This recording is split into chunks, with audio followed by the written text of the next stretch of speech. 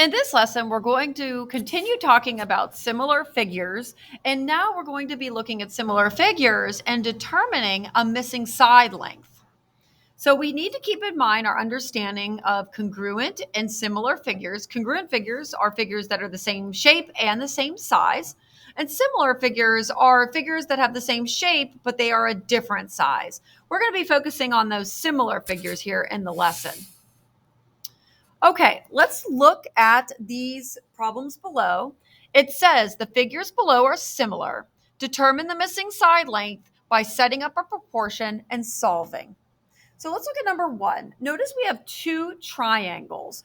I always like to indicate, I look at my triangles and we know they're similar. And it's kind of obvious to me right now that the first one here is the small triangle and then the other one is the large. I like to just represent it by just putting S and L in there, just to kind of remind myself we're comparing these two triangles. We're also given a similarity statement up above, and that might be helpful to you sometimes in solving these problems. Okay, so here's what we're going to do. We are trying to figure out the side length x. This is the missing side length that we don't know. We know the other side lengths, well, most of the other ones, but we don't know the x. But we do see that side length AB corresponds to side length ED.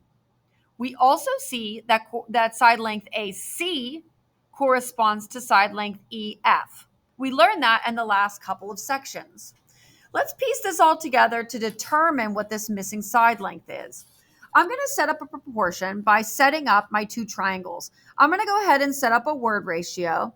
I'm going to put the small triangle on top, and I'm going to put a large triangle on the bottom. Now, look at the corresponding side lengths. What two lengths do we know? Let me back up. Look at the side length with the variable in it. Do you see it there? Who does it correspond with? Well, I noticed that the X is on the large triangle and it corresponds with the 4 on the smaller triangle. I'm going to go ahead and plop that right into my ratio. I'm going to say that 4 on the small triangle corresponds with X on the large triangle. See how I did that? Now, are you given any other corresponding sides? Yes, we're given the 3 and the 6. You see how those are corresponding with one another? So I'm going to put 3 on the top with the small, and I'm going to put 6 on the bottom with the large. Now you have a proportion. Let's go ahead and solve our proportion like we know how. We're going to go ahead and multiply our cross products. And I'm going to say 3x is equal to 4 times 6. Simplify that down.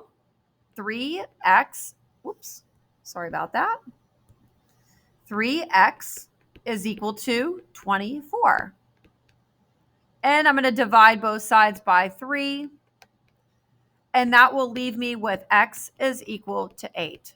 That means that missing side length is a length of 8. Now let's look at two figures that are rotated. Do you see how they're rotated? Luckily, they give us a similarity statement. ABCD is similar to LMNO. So that might be helpful to us. I also see that the two figures look pretty comparable in size, but since it's saying they're similar, they're actually not the same size. So just for the purpose of the example, let's go ahead and say that this is our small quadrilateral, and let's say that this is our large quadrilateral. Let's set up our word ratio. I'm going to start by putting a small on top and the large on the bottom. And it's okay to mix these up and put large on top and small on the bottom, as long as your proportion follows suit in how you set it up. Now, another way you could do this is instead of looking for the variable and its corresponding length, you could just look for two other side lengths that are the same. What I mean by that is, well, you could say that side length AB is the same and corresponding to LM. You see that? Since I know those two side lengths and they give me numbers, I could put that in my ratio first if I wanted, or I could use my variables. It really doesn't matter. So I'm going to go ahead and try it this way this time. I'm going to say the side length 18 on my small is corresponding to 12 on the large. Okay. And then I have to identify my X. Here's my X side length. My X is going to correspond, well, AD corresponds to LO. So that's going to be this guy over here. So X on my small corresponds to 14 on my large. All right, we have a proportion, and so let's go ahead and solve for the variable X. So we have 12 times X is equal to 18 times 14. You may need your Desmos calculator to do these calculations, but we have 12x is equal to 252.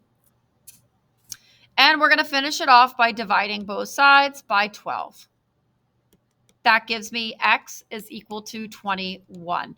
So the missing value here of x has a side length of 21. All right, let's look at an application of this concept. So number 3, a 10-foot oak tree casts a 15-foot shadow. If a nearby building casts a 75-foot shadow, what is the height of the building? So here's the picture that this problem's representing. We have an oak tree that we have over to the right, and that oak tree is 10 feet tall. So that's kind of where your triangle is coming in. You see the triangle there? A 10-foot tall triangle casts a 15-foot shadow. And then if a nearby building, here's our building, casts a 75-foot shadow, we want to know what is the height of the building. That's our variable. So those are our two triangles. So let's go ahead and label them our large and small. And let's go ahead and set up our proportion. So we've got our small. I always like to put small on top personally. So I'm going to put small on top. And let's go ahead and identify two side lengths that we know are corresponding. So I'd say that the height of the oak tree is 10. So that's on the small. And that corresponds with the variable, the height of the building on the large. So I'm going to put an X. The other two lengths I know are the lengths of their shadows. I know that the shadow of the tree is 15 feet. And I also know that the shadow of the building is 75 feet. I'm going to go ahead and solve my proportion to get that length of, or that height of my building. So I'm going to set it up and say, okay, 15x is equal to 10 times 75. I need my Desmos calculator. So 15x is equal to 750. And I'm going to divide those by 15. X is going to equal 50 feet. So what does this represent? Well, this represents the height of the building. Number 4 is another unique application. This is one of those ones where it has two triangles within each other. So it says if triangle ACD is similar to triangle ABE, find the missing side length. So I'm going to go ahead and I'm going to draw in these two triangles so that you can see them. So here I have my ACD. Whoops. I'm going to go ahead and put that in yellow. There's one. Sorry about that line there.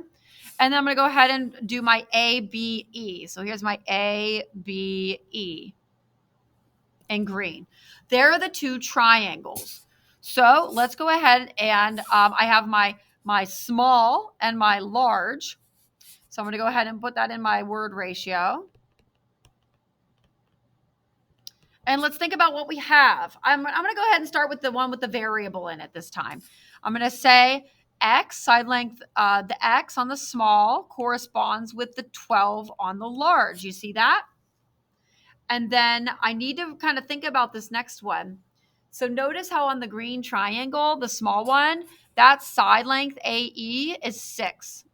They give me that. But then the corresponding side length on the large is AD. Notice that they give that to me out here. That's 9. So I have my proportion. Let's go ahead and solve. So I've got 9x is equal to 12 times 6. 9x is equal to 72. I'm going to divide both sides by 9. And x is going to equal 8. So the side length that we're missing here is going to be equal to 8. All right, I have one more question for us, and this is a multiple choice. So it says, which proportion best represents the similar triangles? So take a moment, pause the video, see if you can answer this on your own. If you selected D, you are exactly correct. And the reason is, looking at the two figures, this is my large and my small, I see that 42, that side length, corresponds to 7 on the small. And then I see that the side length N corresponds to 9 on the small as well. So if I were to have set this up here, small to large, I probably would have done something like this. I would have said, let's see here, 9 on the small is corresponding to N on the large. And I would have said 7 on the small corresponds to 42 on the large, which obviously is not one of our answer choices. But if I flipped it around and went from large to small, let's see what it would look like. Well, the large, we could say 42 over small, 7 on the small is equal to N on the large. And that corresponds to 9 on the small. So that obviously looks like D. So sometimes just changing your small over large, large over small would help you to answer one of these problems. All right, that brings us to the end of our lesson on similar figures and missing side lengths.